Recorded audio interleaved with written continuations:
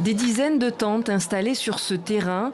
Ces dernières semaines, la ville de Rugombo au Burundi a vu affluer des milliers de Congolais fuyant le conflit. Ils ont trouvé refuge ici, dans des conditions difficiles. C'est le cas de Léa. Elle a dû fuir le Sud Kivu, où les violences faisaient rage. Les balles ont commencé à pleuvoir, puis nous avons dû courir. Certains sont allés vers les montagnes et d'autres ont traversé la rivière. Nous étions avec nos enfants sur le dos et des bagages à la main.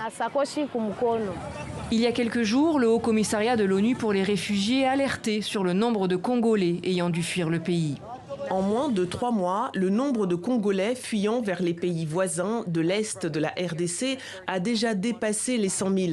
L'hostilité persistante au Nord Kivu, en particulier dans les territoires de Masisi et Walikale, ainsi que la situation sécuritaire extrêmement volatile à Bukavu et dans les environs du Sud Kivu, ont contraint des centaines de milliers de civils à fuir à nouveau.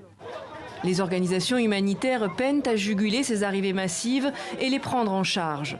Les fonds manquent, surtout depuis l'annonce des coupes et gels des aides internationales par l'administration de Donald Trump. Cette crise a exercé une pression énorme sur le système d'approvisionnement du programme alimentaire mondial qui est déjà mis à rude épreuve.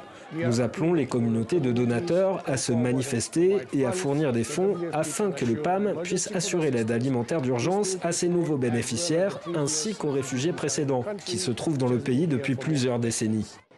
Surpopulation, installations sanitaires inadéquates, le HCR met en garde contre le risque de propagation du choléra au Burundi, où au moins 8 cas suspects ont déjà été recensés.